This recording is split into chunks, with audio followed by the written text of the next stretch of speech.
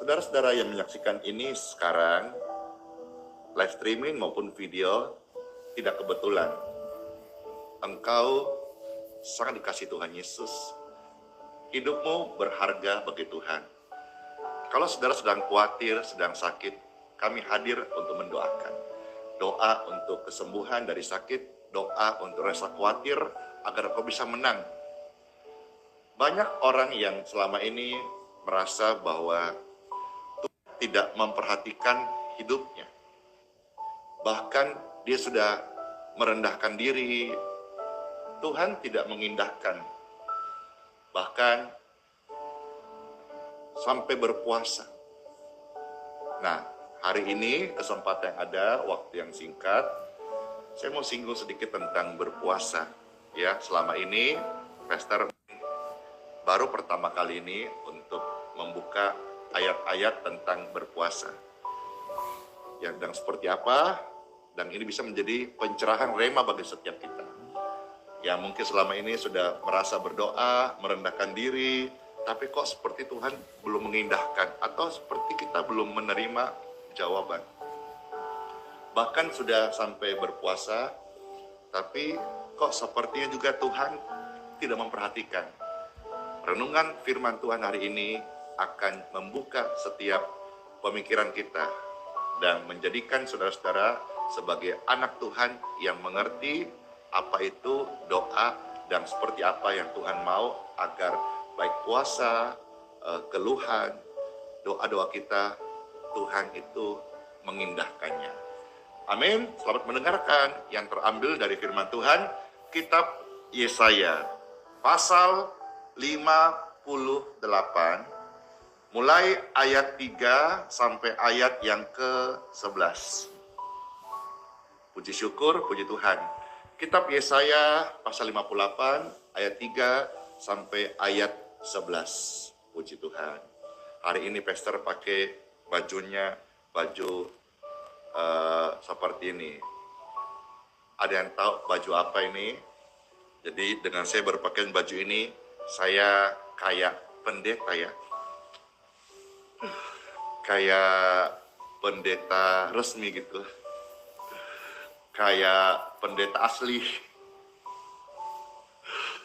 Saya pakai baju ini kayak pastor gitu ya. Kayak seorang pastor. Iya, jadi kita mesti bawa dirinya pelan-pelan juga ini. Kalau goyang dikit, goyang kanan, nanti melambai. Nanti apa ini, stolah atau apa istilahnya, sial ini. Jadi mesti agak-agak jaim. Baik, Bapak Ibu terkasih, kitab Yesaya 58 ayat 3 sampai 11. Saya membacakan ayat suci ini. Kiranya saudara-saudara semua boleh menerimanya dengan damai sejahtera, dengan haus dan lapar. Ayo Bapak Ibu yang di TikTok silakan dibantu tap-tap layar, juga silakan disemarakan dengan diposting ulang, di-share. Facebook, YouTube juga, wah penontonnya banyak sekali, tapi jangan berpuas diri. Terus gaspol, sharing, like, subscribe, biar channel ini, live ini semakin ramai dikunjungi orang-orang yang mereka akhirnya bisa kenal Tuhan Yesus. Lewat kita bantu share ya. Makasih buat komentarnya. Emang Pastor kok. Iya loh, saya pakai baju pastor ini kayak pastor ya. Iya, terima kasih semuanya. Ayo, silakan di tap-tap layar di TikTok ya. Dibantu posting ulang, di-share, di-subscribe, di-like ya. Dan juga kalau terberkati yang di Facebook, di TikTok, tolong dibantu subscribe channel YouTube-nya Pastor Misimun TV ya. Terima kasih. Baik, saya teman Tuhan hari ini kitab Yesaya 58 ayat 3 sampai 11 dengan sebuah harapan, kerinduan supaya Bapak Ibu dapat berkat ketika engkau naikkan doa-doa. Doa-doamu itu bukan doa yang tidak diindahkan ya, tapi doa yang dijamah, doa yang dijawab oleh Tuhan Yesus. Prinsip-prinsip ini hidupilah nama Tuhan Yesus. Yesaya 58 ayat 3 sampai 11 ada tertulis firman Tuhan Yesus. Mengapa kami berpuasa dan engkau tidak memperhatikannya juga? Ini kan yang menjadi seorang sorotan pertanyaan-pertanyaan yang tadi saya bahas di awal. Mengapa kami merendahkan diri dan engkau tidak mengindahkannya juga? Mengindahkan itu seperti Tuhan tidak perhatikan itu. Merendahkan diri itu juga termasuk berdoa, berpuasa, merendahkan diri, ya, berdoa. Kenapa seperti Tuhan itu tidak mengindahkan gitu? Ada yang komen langsung, emang pester kan? Karena selama ini kan lebih baik pakai kaos, banyak pakai baju-baju umum gitu ya. Jadi hari ini pakai baju seperti ini, dress code seperti ini, kostum seperti ini, kok kayak pester gitu, kayak pendeta. Emang pendeta katanya. Ya terserahlah Bapak Ibu yang nilai sendiri. Kita tidak terlalu tonjolkan hal-hal itu. Yang penting saya ini melayani Tuhan Yesus. Mau dibilang pendeta, mau dibilang pastor, ya, mau dibilang hamba Tuhan, ya, silakan aja, ya. Nah, tadi kita udah buka ayat 3, dikatakan berpuasa kok Tuhan tidak perhatikan. Merendahkan diri, Tuhan kok tidak indahkan. Berdoa kok belum dijawab gitu ya. Nah, bagian B. Sesungguhnya pada hari puasamu, engkau masih tetap mengurus urusanmu. Kita dapat satu pelajaran kebenaran ya. Ternyata mereka sekalipun dikatakan merendahkan diri, berpuasa, tapi belum bisa melepaskan diri dari urusan duniawi. Padahal Tuhan minta sebetulnya berikan waktu yang terbaik kalau memang lagi doa-doa gitu. Tidak sanggupkah engkau berdoa berjaga 1 jam saja kata Tuhan. Kalau berpuasa benar-benar berpuasa gitu. Jangan lagi puasa tapi kau masih urus urusan duniawi, masih urus urusan kedagingan gitu dan sebagainya ya. Dan juga bukan cuma kamu masih tetap urus urusanmu, kamu mendesak-desak semua buruhmu. Ayat 4. Sesungguhnya kamu berpuasa sambil berbantah dan berkelahi. Nah loh. Ya. Serta memukul dengan tinju dengan tidak semena-mena. Jadi ini satu pelajaran-pelajaran kita perlu ingat. Ketika engkau merendahkan diri, engkau berdoa, jaga hidupmu. Seperti perempuan yang sedang mengandung, sedang hamil, itu nggak bisa jalan sembarangan gitu. Karena dia membawa di perutnya janin untuk lahir anaknya.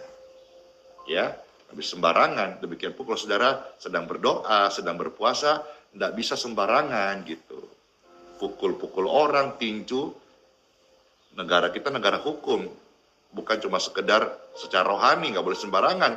Secara hukum pidana, peraturan, itu nggak boleh kita bentak orang, ya jangan. Ada undang-undang sekarang ini. Nggak menyenangkan. Fitnah orang, nggak boleh, ada undang-undang ITE, pencemaran nama baik. Ya, tinju pukul orang, itu ada pasalnya, 351, Undang-Undang KUHP. Ya, nggak boleh mengambil hak-haknya orang itu, nggak boleh, itu nanti ada pasalnya 378 penipuan ya atau penggelapan dan lain sebagainya. Jadi apa yang firman larang itu hukum juga tidak membolehkan ya, tapi apa yang firman bolehkan tidak ada hukum yang bisa melarangnya. Saya beri contoh, mengampuni itu kan luar biasa. Hidup dalam kasih, itu luar biasa. Tidak ada hukum yang menentangnya. Berbuat baik, wah itu luar biasa. Ya, tapi kalau saudara misalnya hukum Taurat, Tuhan bilang jangan mencuri. Kau mencuri, itu ada pasalnya 363, pencurian. Kalau pencurian ringan, kalau pencurian berat 365, ya. Kalau 351 itu jahatan deras.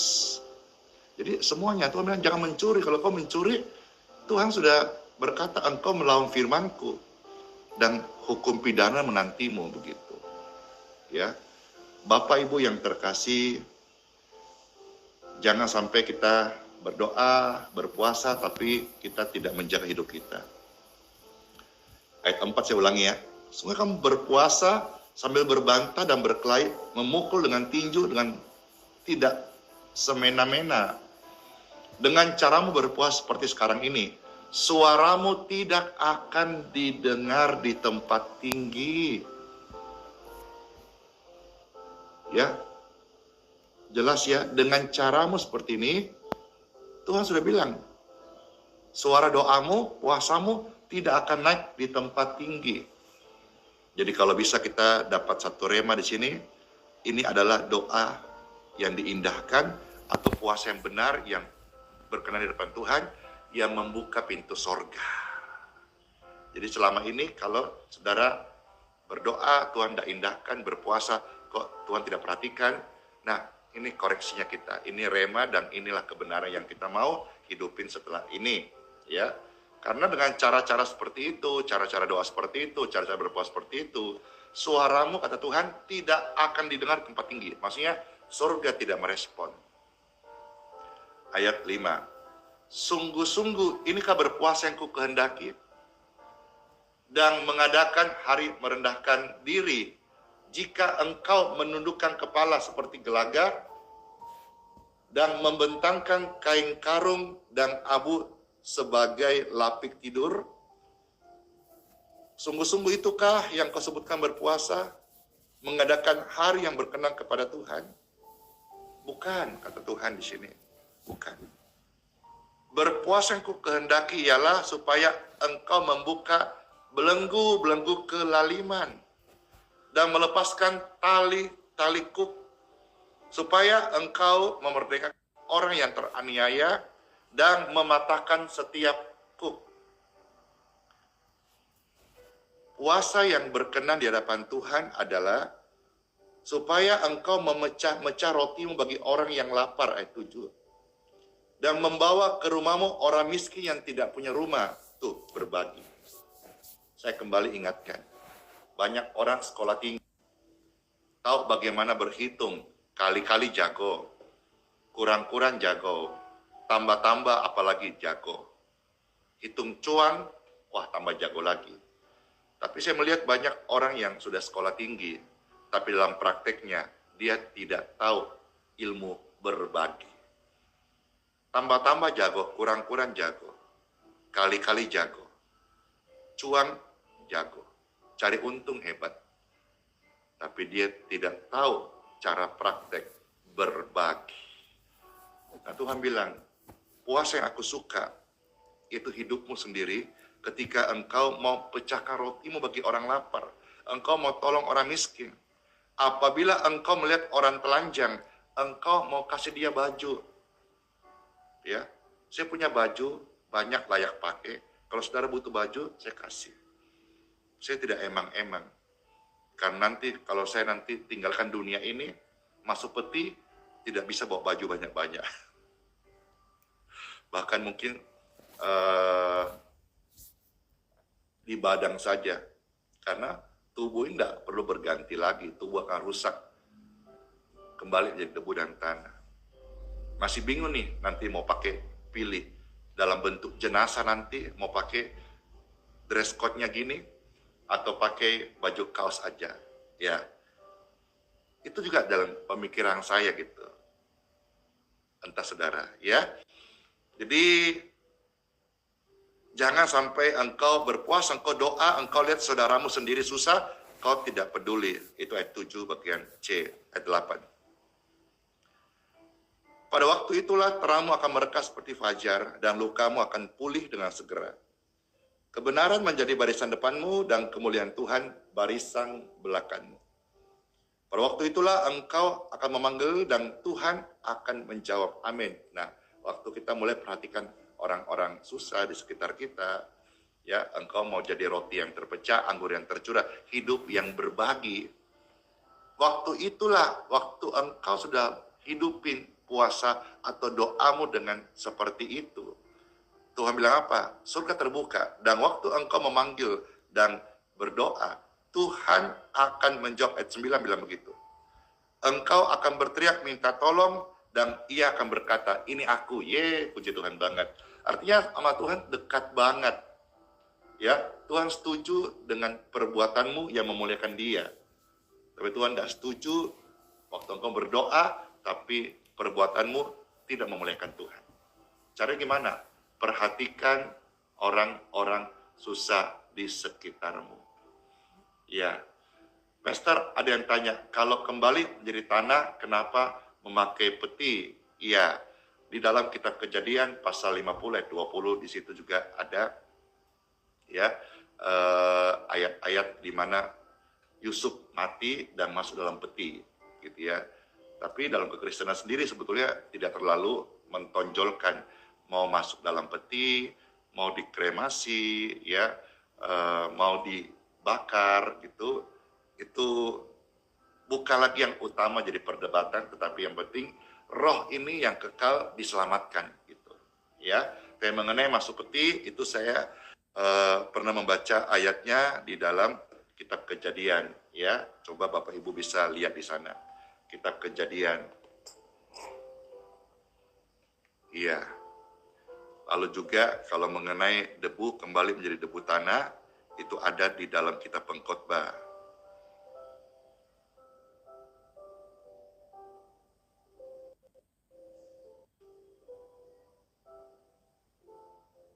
Kitab Kejadian pasal 50 ayat 26, ya.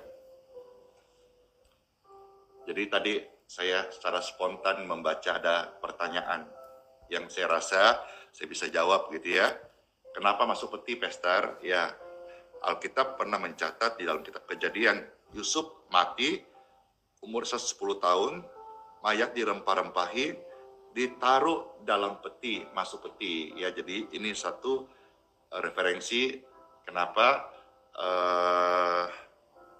orang Kristen meninggal kalau kembali kepada debu tanah harus masuk peti, ya. Yang berikutnya juga kita lihat contoh misalnya di dalam kitab Pengkhotbah, ya. Kitab Pengkhotbah kita melihat pasal yang ke-12 ayat 7. Ya, di sini katakan Pengkhotbah 12 ayat 7, dan debu kembali menjadi tanah. Ya. Jadi terjadi pembusukan. Seperti semula, dan roh ini loh kembali kepada Bapa yang mengaruniakan. Ya, Pengkhotbah 12 ayat 7. Jadi kembali jadi debu. Jadi kalau misalnya ada yang kremasi, itu jadi abu. Sama. Yang penting adalah roh ini kemana. Nah, janji Yesus hidup kekal itu bukan tubuh jasmani. Tubuh jasmani ini, saudara, sekalipun manusia rohani, tetap tidak luput dari namanya bisa capek, penuaan, dan sebagainya. Yesus selamatkan kita roh yang kekal. Dan manusia yang bernilai kekal itu adalah rohnya. Ya, rohlah yang kekal, daging tidak kekal. Rohlah yang hidup selama-lamanya. Ya. Rohlah yang memberi kehidupan kekal. Daging ini, mau saudara kasih minum ginseng, minum jamu, mau saudara di muka tiap hari pakai skincare, apakah obat-obat, apa itu, stem cell, suntik-suntik, apa itu? Nggak bisa, tua is tua. Itu sudah terkurung oleh waktu. Tapi roh ini kekal. Roh ini nggak ada muda, nggak ada tua. Roh ini kekal. Nah, kalau kita nanti mati, roh ini akan terkonek kepada dua. Upah dosa adalah maut dan kebinasaan, masuk neraka. Tapi karunia hidup kekal diberikan Yesus cuma-cuma, masuk surga. Maka saudaraku, pelayanan ini dengan berbagai macam warna, intinya yang satu, bagaimana roh manusia percaya Yesus supaya mereka terima anugerah pulang ke sorga. Baik, saya lanjutkan Bapak Ibu terkasih. Ya, kitab Yesaya, saya lanjutkan sekarang, ayat yang keberapa? Ayat yang ke-8.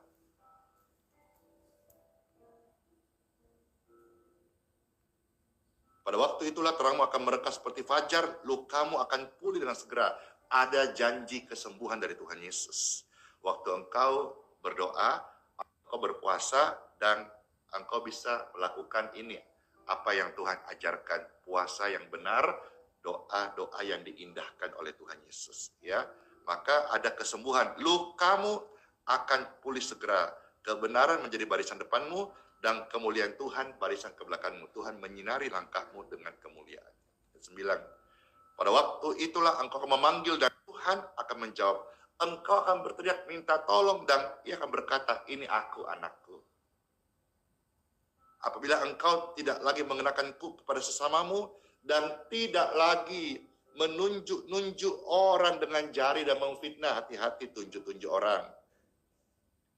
Ayat 10. Apabila engkau menyerahkan kepada orang lapar apa yang kau inginkan sendiri dan memuaskan hati orang yang tertindas, maka terangmu akan terbit dalam gelap dan kegelapanmu akan seperti rembang tengah hari. Tuhan akan menuntun engkau senantiasa dan akan memuaskan hatimu di tanah yang kering dan akan membaharui kekuatanmu. Engkau akan seperti taman yang diairi dengan air, tidak kering lagi. Melimpah sukacita, ada damai, dan kau bisa bagikan kehidupan kepada orang lain. Seperti taman diairi dengan baik, dan seperti mata air yang tidak pernah mengecewakan. Puji syukur, kitab Yesaya, pasal 58, ayat 3 sampai yang ke-11. Kita sudah bicara banyak tentang doa yang diindahkan, dan puasa yang baik, puasa yang benar yang Tuhan mau. Dan saya mau saudara lihat satu bagian di dalam kitab suci yang terambil dari perjanjian baru. Ya, kalau kita berpuasa sebetulnya seperti apa? Bagaimana kita hari-hari? Ya, apakah seperti orang munafik yang pamer-pamer atau cari-cari masalah dengan orang yang tidak berpuasa? Apakah itu ajaran Alkitab? Mari kita bersama-sama lihat. Kalau kita berpuasa, bagaimana sikap-sikap kita yang Tuhan mau? Ya, itu tercatat di dalam Perjanjian Baru, Injil Matius.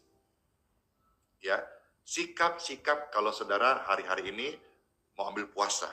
Ya, Injil Matius pasal 6 ayat 16 ya sampai 18. Puji syukur, silakan diketik ayatnya biar bisa dibagikan ya. Matius pasal 6 ayat 16 sampai ayat yang ke-18. Kalau kita berpuasa, ini perhatikan. Saya bacakannya, ada tertulis. Ini perihal tentang puasa dan sikap-sikap kita saat berpuasa supaya nggak lebay ya. Apabila kamu berpuasa, yang mau puasa ini, janganlah murah mukamu seperti orang munafik. Gak usah lebay. Aduh, gue lagi puasa nih. Jangan ganggu nih. Gue gak bisa kena air nih. Dingin nih. Belum makan nih. Gak usah lebay. Ya. Janganlah murah mukamu seperti orang munafik. Mereka mengubah air mukanya melas, lemas. Supaya orang melihat bahwa mereka sedang berpuasa. Jangan. Bukan itu puasa yang Tuhan mau.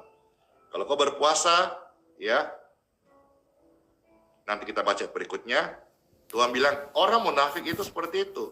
Mereka puasa, mau dilihat orang, ya, air mukanya dibikin-bikin loyo-loyo, ya, supaya orang tahu dan dia puasa nih, hebat nih puasa.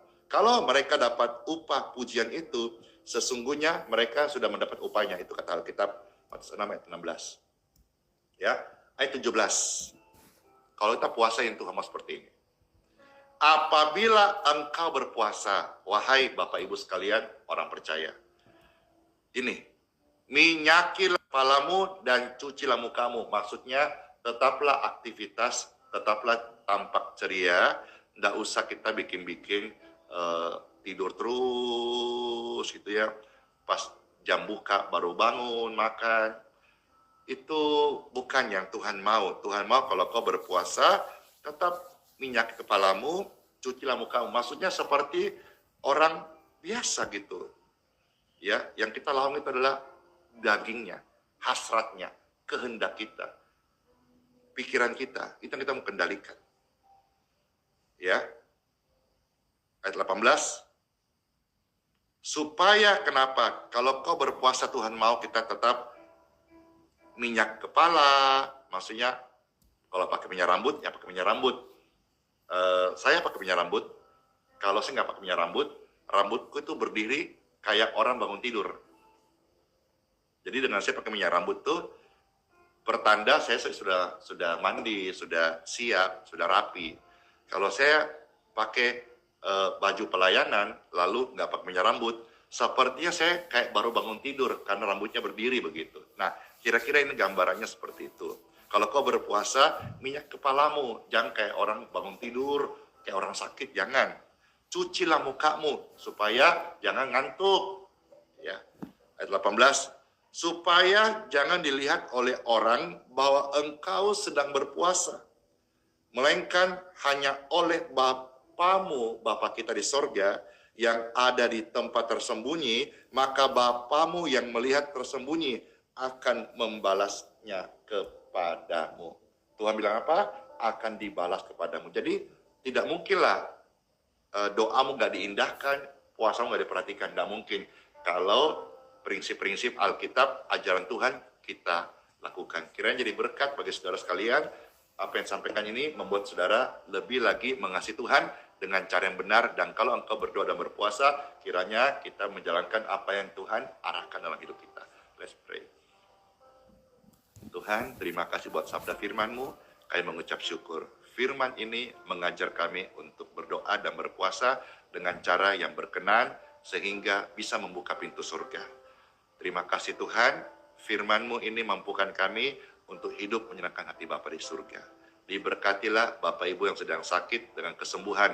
Kata firman Tuhan tadi, luka-luka pada batinmu, tubuhmu mengalir kesembuhan. Saat engkau dengar firman, engkau taat firman, engkau percaya firman, Yesus tidak dusta, ada kesembuhan, ada pemulihan, ada doa-doa yang engkau naikkan. Tuhan jawab, ini aku, dan Tuhan mendengarnya. Tuhan Yesus, terima kasih. Biarlah setiap kami menjadi pelaku firman Tuhan yang setia, sampai Tuhan Yesus jemput kami pulang. Terima kasih Tuhan Yesus buat firman-Mu. Kami merasa disegarkan, kami merasa disembuhkan, kami merasa dikuatkan. Terima kasih Tuhan, dalam firman Tuhan ada penguatan. Haleluya. Dalam nama Yesus, aliran kasih Tuhan Yesus mengalir, menjamah setiap tubuh Bapak Ibu sekalian. Dimanapun berada, yang sedang sakit-sakit, saya berdoa, Tuhan memberikan engkau kesehatan dan kesembuhan. Kalau engkau tergerak setelah ini, untuk berdoa lebih secara pribadi, atau komunitas jamu, atau ambil puasa, biarlah kita lakukan puasa seperti apa yang kitab Yesaya 58 ayat 3-11 beritahu kepada setiap kita. Dalam nama Tuhan Yesus. Segala kemuliaan bagi Tuhan di tempat yang maha tinggi. Kami bersyukur ketika firman diberitakan, ada kesembuhan mengalir di tubuh kami. Darah kami kudus, suci, darah Yesus mengalir. Radang infeksi, jamur bakteri kuman tidak berkuasa di tubuh kami. Penyempitan, penyumbatan, paru kami semuanya, urat syaraf semua normal. Dalam nama Tuhan Yesus. Jantung, paru-paru, lever, prostat, ginjal, pulih normal. Mata, syaraf, tulang, urat, kaki, badan, telinga, penciuman, otak, memori, pulih, be clear, normal, in Jesus' name. Tuhan Yesus, terima kasih. Kami rasakan saat ini mengalir kesembuhan di tubuh kami. Ada kesegaran, ada urapan Roh Kudus yang menjamah kami. puji syukur, puji Tuhan, kami terima, kami syukuri, kami rasakan, kami hidupin. Dalam nama Tuhan Yesus.